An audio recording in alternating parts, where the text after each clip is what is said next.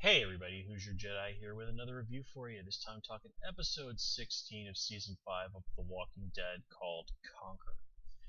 And while this isn't a bad episode by any means, I felt a little let down. I was really kind of expecting something really slam bang like we tend to get with most Walking Dead season finales. And while this does have its elements of action and certainly sets up a lot of really interesting stuff for season 6, we don't really get that boom moment for the most part. So let's just kind of get right into things and start talking about what's going on with everybody. Let's start small and kind of work our way up this time. So I suppose that means is we might as well start with what's going on with Tara, Eugene, Abraham, and Rosita. And this episode's mostly Tara wakes up, so cool. She's been sidelined for quite a while, and Tara's a cool character, so I'm definitely glad to see that she'll be up on her feet come season 6. And yeah, given the stuff that's going to be going down on season 6, Rick's going to need every hand he can get. And we also get to see Eugene and Abraham reconcile. Eugene spent a long time lying to Abraham, and Abraham beat Eugene about half to death for it. But these two guys have look, we've been through a lot together. Let's just kind of let the past be the past. And it's good. Neither of these are bad guys. And again, they're going to need, in season 6, these guys are people who, given their skills, are definitely going to be needed. Let's see. Judging by the online reaction, a lot of people were expecting Father Gabriel to die here in the season finale, and were more than a little upset that he did not. Now, having read the comics, I'm a little bit more aware of where Father Gabriel is going as a character, and in the comics I actually like Father Gabriel quite a lot. He's not a hugely prominent character in the more recent stories, but I do like the idea of that person who's there to provide sort of moral guidance. I think it's in the Walking Dead universe, someone like that is very important. Like Herschel was a great character to do that for a while. Herschel was not a man was a man who had his flaws, but at the end of the day, Herschel was a good man. And when we saw what happened to him, ironically, also at the business end of Michonne's katana, she should really keep that someplace with a lock when she's not using it. Bad move, Michonne. That's two really nice older gentlemen who have died because you couldn't keep people from stealing your katana. I mean, at least with the governor, you had a little bit more of an excuse. This time it got stolen by frickin' Pete. Come on, lady. Anyway, so let's get back to Father Gabriel. So when we see him this episode, he's out there basically looking to commit suicide by Walker, and then he stumbles across some poor bastard who died at the hands of a Walker, and sort of at the last minute changes his mind. And did you notice that this particular Walker, he had that noose around his neck? It kind of made me wonder, is this like some guy who got bit and decided to commit suicide before he turned, or whatever? Or who had just committed suicide in the early days of the outbreak, and of course reanimated and has just been wandering around with that noose ever since. Remember that Walker that Andrea and Daryl found that had been some guy, he got bit and decided to hang himself from a tree, and his zombie had been hanging there for God knows how long, twitching and yelling. And then we even saw people who were like that in the country club with Beryl and Beth and Daryl. So, I mean, it's not really actually important to the story. It's just something that kind of got me wondering. And again, we do see it feeding on what is obviously a fresh victim. Some poor guy who almost made it to Alexandria, but... And then, what I love is that Father Gabriel stumbles back into Alexandria, obviously visibly distressed, not mentally in a good place. And you can tell this by looking at him. And the guy who's on guard duty is like, oh, hey, man, I gotta go. Can you close the gate for me? Like, dude, the gate is right there. Close it your own damn self, and, maybe inquire a little further as to whether or not Father Gabriel is alright. And, how in the world did Gabriel not get like blood or walker gunk all over that pristine white shirt he was wearing? Man, this is one of the reasons why I try not to wear white clothes, because like the tiniest little stain is immensely noticeable. So apparently Father Gabriel really must have some sort of protection from God that not only protects him from zombies, but also stains. And then Gabriel goes on to basically try and commit suicide by Sasha. And points to Sasha as a character for realizing that she's basically going over the edge. I mean, of course, trying to take a nap in a big pile of zombies. If that doesn't serve as a wake-up call to you that you have some serious emotional problems, I don't know what will. And of course, that doesn't work. It's more than a little bit of help from Maggie in that situation. So we leave off with Maggie, Sasha, and Gabriel praying together. So this is sort of a sign, I think, that Gabriel and Sasha will be doing better next season. Excuse me.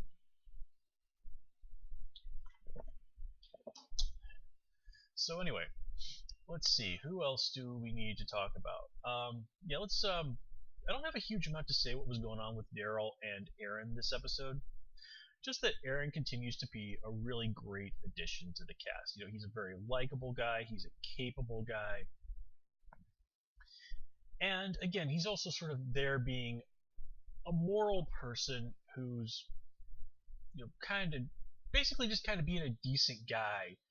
Somebody who can really help Rick and the crew transition back to civilization. Showing that, yes, you can still be a good person in this world and not have to routinely talk about murdering innocent people in order to save their lives. The only thing that really bugged me about what was going on with those two is the whole thing where they just crack those trucks open. Now, we've seen Daryl, like, when he's about to go into a building, he'll, like, pound on the windows or something to make some noise just to check and see, hey, let's get the walkers over here, let's find out if there are any walkers. At this point in the zombie apocalypse, I can't imagine that any place that might potentially be big enough for a human being to fit in, that they aren't going to be doing that. So the idea that they're just going to crack open these trucks without at least making the tiniest check to find out if there are walkers inside seems massively dumb. Because we've seen time and time again, these guys like open a door or something, and so like 20 friggin' walkers are going to come pouring out. And, with no discernible reason as to why there would be that many zombies in that place in the first place.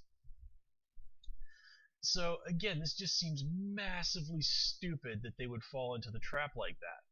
But again, this is all really there to set up, the wolves a little bit better. And that's actually kind of how we start out with this episode, with Morgan encountering one of the wolves. And apparently Morgan has been training with Donatello from the Teenage Mutant Ninja Turtles. And yes, I'm aware that I'm not the only person who's made that joke, but it's so hard not to. Oh god, I can't believe they're making another freaking Teenage Mutant Ninja Turtles movie. Damn you, Michael Bay. And damn you for the fact that due to Stephen Amell being in the new second Ninja Turtles movie, I might actually go see it. I haven't even seen the first one, but I like Stephen Amell that much. But anyway, so the Wolves guy shows up and blathers on a bunch of pseudo-religious bullshit that Morgan's just like, whatever, dude. Morgan is basically turned into like one of those Zen Buddhist monks from like old-timey kung fu movies, wandering around nothing more than a stick. He's like, okay, man, you want my stuff? Take it. But I'm not going to let you harm me. So I kind of think that Morgan's also going to step in there to be, a voice of moral reason. And, he's also kind of going to be a symbol. Rick found him when he was basically batshit crazy and helped pull him back to sanity, to being a reasonable, civilized man. And now it looks like that's going to be Morgan's chance to repay the favor and do the same for Rick. Now Rick's has taken a small step on that road already. He's gone from, okay, so we're totally going to have to take some of these people hostage, and we might have to kill a few of them. Screaming and ready in the street in blood before that, and then even saying to the people at the end of things like, I was wondering, like, how many of you am I going to have to kill to save your lives? And here he again realizes at the end that, there is a better way. Of course, this better way also involves shooting someone in the head, but, c'est la vie, right? But anyway, just the look on Morgan's face when he sees Rick there, having just killed Pete. I mean, that's a real signal to Morgan that Rick is somebody in desperate need of help.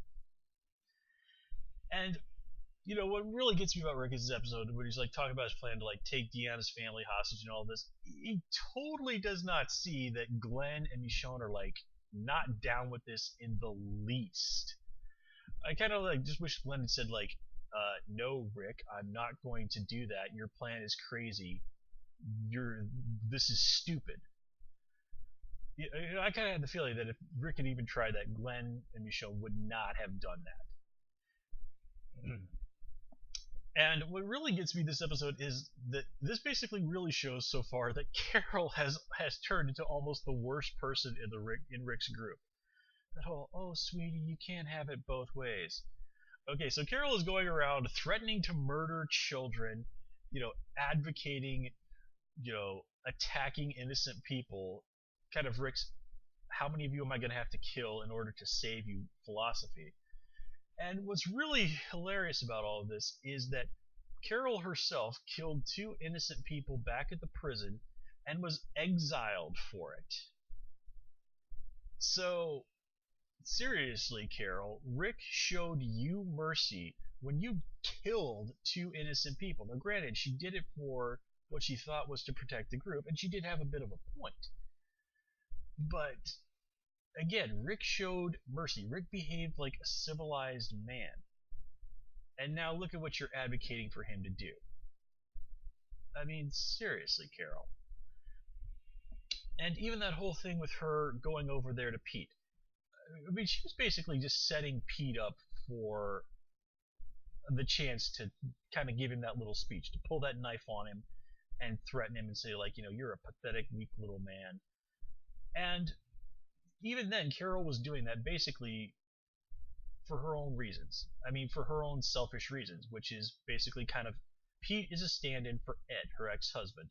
Now, this is her chance to finally say to somebody who is like Ed all the things that she's been kept bottled up inside for years. And of course, she does make this great point. It's like, hey, if I kill you, do you think anybody's gonna believe that you didn't try and hurt me? But again, there was no real useful reason for her to go over there. That was totally Carol trying to put some of her own demons to rest. And okay, it's understandable that she did that, but again, all she did end up doing was provoking Pete. And let's face it, Pete was a volatile guy. I mean, that whole thing that when she leaves, he starts yammering about how this isn't my house, kind of showing that Pete's a guy with some serious control issues. And his actions at the end of the episode prove that Rick was probably right. If somebody hadn't stepped in to put a stop to what Pete was doing, it probably was only a matter of time before he would have killed Jesse. But here's the question. If Carol hadn't gone over there and really set Pete off, would Pete have still gone and killed Deanna's husband? I can't remember his name off the top of my head. So, yeah, you can actually make a case that Carol it made the situation worse. I mean, again, we don't know that Pete wouldn't have killed Deanna's husband, but Carol winding this guy up sure as hell didn't do the situation any favors. Now, on the opposite end of that, we have Glenn, who I still don't get what the hell Nicholas was doing. Like he takes the gun. We still don't know how the hell he even knew that gun was there. And then he runs off into the woods. Some people were thinking like he was doing this as a way to trap Glenn. Like, okay, so I guess he saw. I don't understand. It's like, how did he know Glenn would follow him, and how did he know that Glenn wouldn't just like, hey, Nicholas just climbed the wall and ran off, and how did he know that Glenn wouldn't just tell someone? I mean, this seems like an extraordinarily poorly thought out plan that just basically relies on more than a few things coming up to complete and utter chance. And then his whole plan is basically, okay, I'm gonna lure Glenn into the woods and shoot him, and then I'm gonna run around in the woods for a little while longer until it gets dark. Like, well, like what the hell is this guy actually trying to do? Was he deliberately trying to murder Glenn? Like, I just really do not understand what Nicholas was trying to do. And if he was trying to murder Glenn, then he did it in an absolutely ridiculous way that. But anyway, so Glenn ultimately does end up sparing Nicholas, which again shows us that Glenn is a guy who really is wants to be a civilized guy again. He doesn't want to be this ruthless person. Now, I saw an interesting little chart somebody had made. It was basically kind of like all the walkers and humans killed by the main characters on the show since it began. And in terms of numbers, Glenn was actually number 3, Rick number 1, and Daryl was number 2, unsurprisingly. Michonne is number 4. Now, in the reality of the Walking Dead universe, yeah, Michonne is probably higher than Glenn, but that's only because she spent a couple of seasons roaming around doing stuff on her own that we just didn't see. And this chart, of course, could only count the number of kills from the show. But anyway, the fact remains, Glenn is a pretty badass guy, okay? If he had to, he could stay out there in the world for a long time and he'd be fine physically. But emotionally and spiritually, he would just sort of turn into a savage eventually. Lose the goodness that is within him. And again, Glenn is, for the most part, another one of the rather moral people on the show. And he's the one who really drives the point home that, like, we can't stay out there much longer without becoming as bad as all the other people that we fought. So, him showing Nicholas mercy really highlights that, yeah, the survivors from Rick's groups can successfully assimilate. They can find this balance between, the need to survive and the need to be decent, civilized people.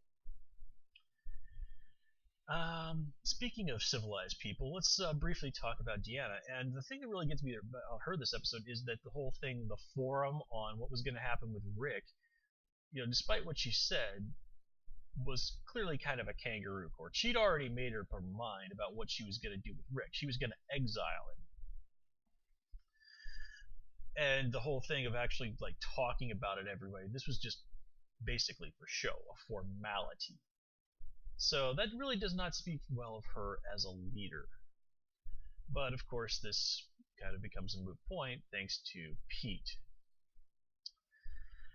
So let's see. Yeah, I think that kind of covers everything I had to say about this episode. The Wolves are set up nicely as a serious threat for next season. They've gotten their hands off on Aaron's photos of Alexandria, so now they know it's like jackpot. So they're going to be coming for Alexandria in force. And now that Rick seems to have, thanks to his zombie killing rampage inside of Alexandria, showing the people there that's like, yeah, you guys have been, they really have just been getting by on luck so far, and that this ain't gonna last. And he's also got Morgan there to kind of help bring him back down to sanity. And we've got, folks like Nicholas who are probably going to be cannon fodder for the whole thing when this all goes to hell. In any case, guys, that's all I have for you for this review. But this is the moment where I am going to need to make a little announcement. Now I am going to be talking with you guys about season 6. But the thing is, I sat down and really did the math on all the shows that I want to review, starting the fall and such. And I came up with a list of about 10 shows, and that not including Walking Dead. And doing 10 reviews a week, that's a lot of time. So I kind of had to make the choice of, some things are just going to have to get the cut, especially with new shows that I'm really interested coming down the line, like the Supergirl show on CBS, the Titan show on TNT, and the new spin-off from Arrow and the Flash with Brandon Routh and Katie Lotz and Arthur Derville and all those other people that doesn't have a name yet, but I am totally sure is going to be awesome. So with that said, I kind of decided that Walking Dead was the show that was going to have to get the chop in terms of review videos. However, I've been doing reviews for this show for a long time. I've had some really interesting conversations with fans of the show, and I don't want to just leave this show by the side. So what I'm going to do is I'm going to switch Walking Dead over to being one of the shows that I live tweet. And I have my little list here for anybody who's wondering. Right now, I don't know if it's going to come back. This is my list of shows that I live tweet, by the way, if you enjoy live tweeting. If they bring it back, I'm going to continue to live tweet Constantine. That was a fun show. I really do hope the rumors of it being moved over to Sci-Fi Channel do prove to be true. Walking Dead, of course. Every Thursday that it's on, I'm live tweeting Elementary. Elementary is a really fun show to live tweet, and I really dearly love the people I joke around with on Twitter about that show. The Librarians, also doing that one. When it comes back, I am very much looking forward to live tweeting Z Nation. That show proved itself to be a lot better than I was expecting. It really is a solid and very fun show. And I haven't quite made up my mind about this yet, but I'm also considering live tweeting Ash versus Evil Dead when it starts. I haven't 100% made up my mind that if I'm going to do that or not, but I'm thinking about it. And just for the record, if anybody's interested, as it stands right now, this is my little list of shows that I'm going to be doing reviews for. That would be Doctor Who, The Flash, Arrow, Agents of S.H.I.E.L.D., Gotham, Star Wars Rebels, Supergirl, Titans, the cartoon series Total Drama. I'm really looking forward to that one. And then whatever the new Flash and Arrow spinoff ends up being called. We don't have a name for it. So with that said, guys, I'm going to call it here. Thanks for joining me for these Walking Dead reviews. It's been a lot of fun. And as always, please comment, rate, and subscribe. And you can, of course, follow me on Twitter and join me for those live tweets at Who's Your Jedi. Until next time, take care and have a good one.